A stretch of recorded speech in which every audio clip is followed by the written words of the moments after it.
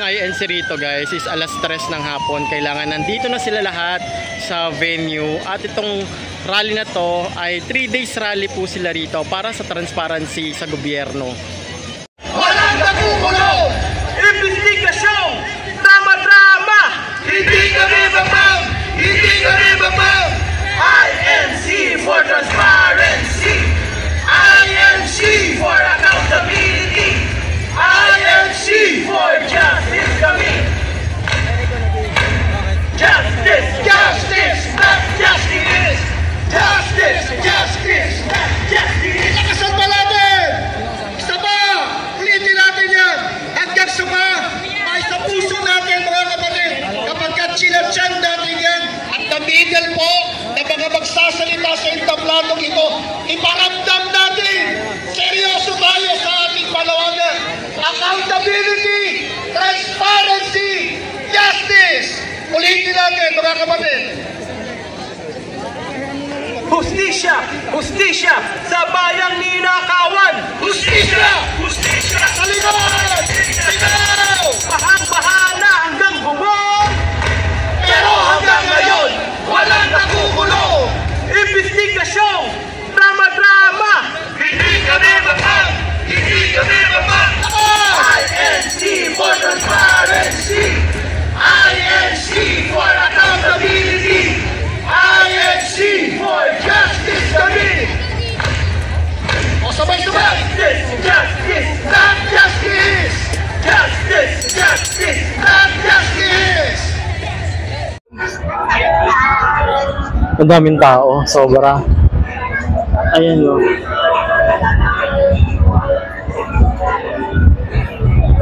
Ito loob na to ng Luneta Park.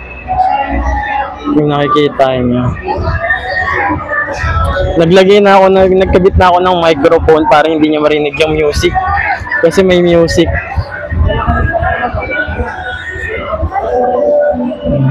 Marami namang mga tindahan dito, marami kayong mabibilihan. Pagkain, may mga ice cream, may mga fishball. May mga tinda rin sila rito. Marami.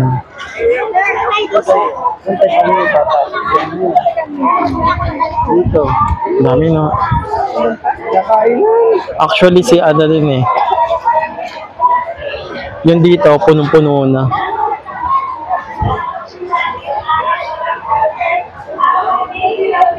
Ay maganda din mag-up ng mag-up na. Bawal kasi drone, bawal magpalipad dito ng drone. Kaya mag-angat na lang tayo ng cellphone.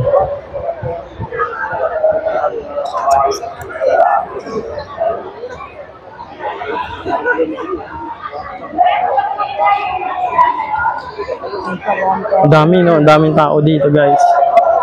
Sobra. Yung part dito puno na. Actually, 3 days sila rito. Try naman natin dun sa may kabilang part. Ito yung pinaka-unang part, yung harapan ng yung gilid ng rebulto ni yung Rizal. Try naman natin sa may kabilang kabilang area. Tignan natin kung mas marami doon. Pero dito kasi punong-puno na.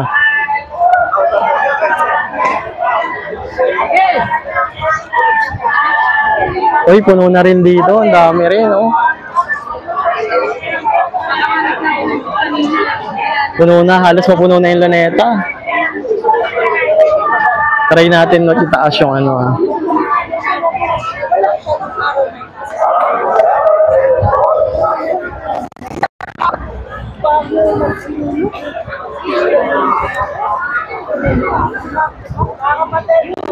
Kita nyo? Sobrang daming tao, di ba? Puno na yung yung ditong part. Alisin ko na. Alisin tayo na onte kasi may tao. Ganyan kadami yung tao ngayon dito. Puno na yung itong part na to.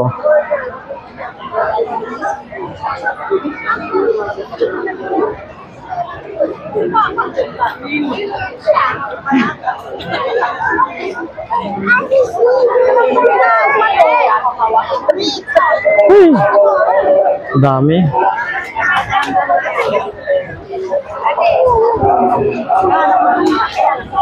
taas pa natin para makita nyo yung view.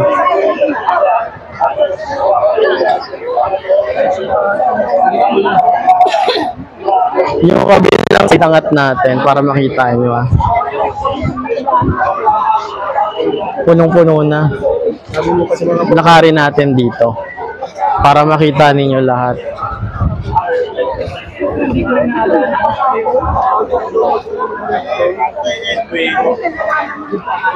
May kanya-kanya naman silang trapal. Kailangan talaga meron kang dalang payong kasi ang init. May nabibilhan naman dito trapal. 25 pesos. Pero yung payong yung payong dito ang mahal. Nasa 250 yung payong. Kaya kung pupunta kayo rito, magdala na kayo ng payong. Mas mura yung payong dyan sa inyo. May asos ah.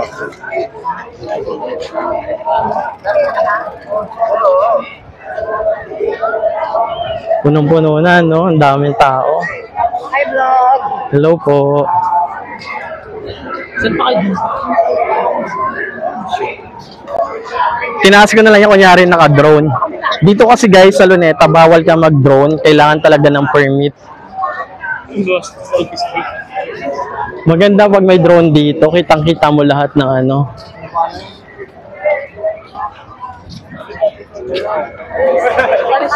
Wow! Ano gusto mo kayo?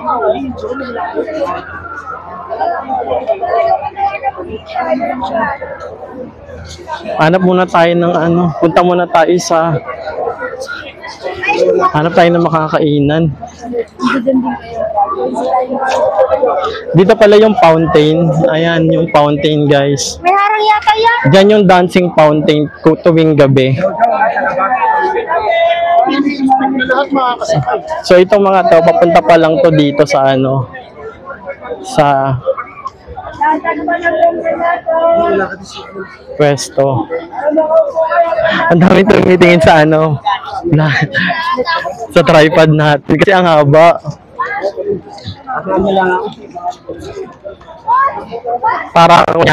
Para kunyari naka-drone. Hello.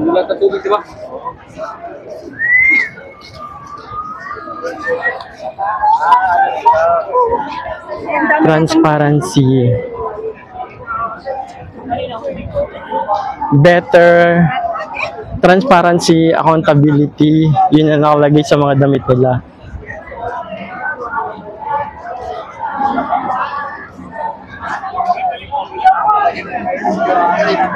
Sunod na ako.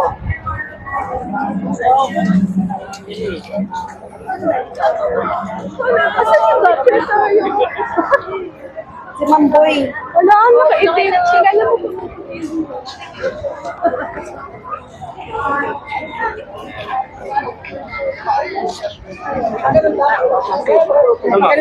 Ano tayo? Message natin. Mabigat yan Dito pala guys walang signal, ang hirap ng signal. Kaya kailangan ko muna lumabas para makapag-upload. Ang dami rin tao dito.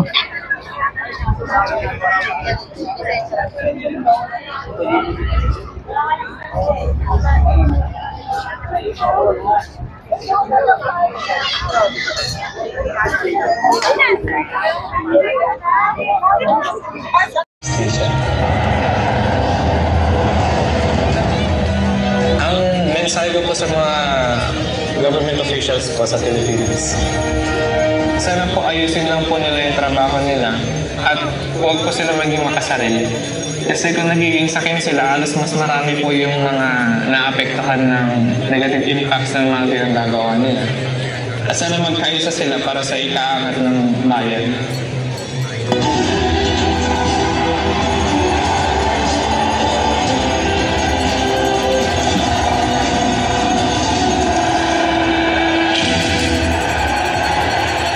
May panawagan din ng mga kababayan natin mula sa Canada.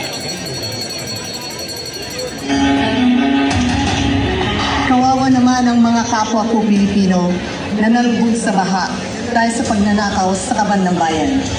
Panagutin ang mga dapat managot. Huwag ninyong itago ang mga may salat. Tigilan na ang katiwalian, tama na ang paura ko. Sundin sana ang salig ng batas sa magawin ang nakasaad.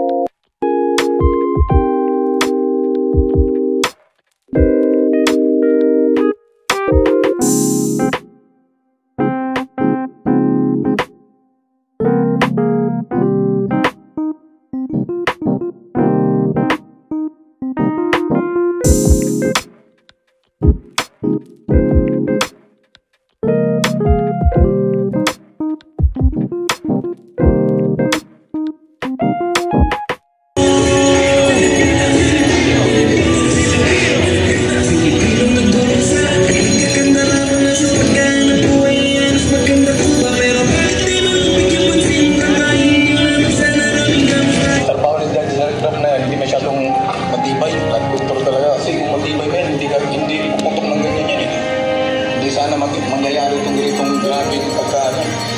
Nangyayari sa amin dito, lahat ng bahay, wala talaga. Hindi rin maiwasan magpahayag ng matinding galit ang mga Pilipino sa ibang bansa.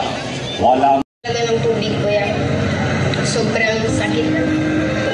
Umakyat ko yung zero. Yung kabilang bahay, bumulap kasi. Bumulap sa... Ay, papag nakulog po yan.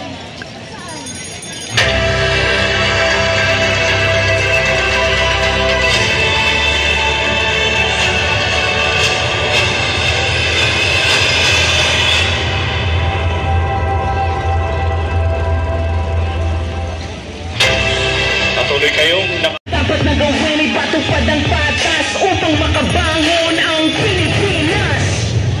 Pahahayag lang ang saloobin ng bawat Pilipino sa mga nangyayari at kailangan ng transparency. Tulong nga po talaga yung mga kurap. Tulong nga po talaga yung mga kurap. Papakita nila sa tao na ganito, kumikilos kasi. Pero at the end of the day, wala naman nananagot, di ba? They should really take action na kasi sobrang tagal na and especially ngayon dalawang Siyempre dapat may managot doon sa... May managot talaga. Kasi maraming Pilipino yung naging hirap.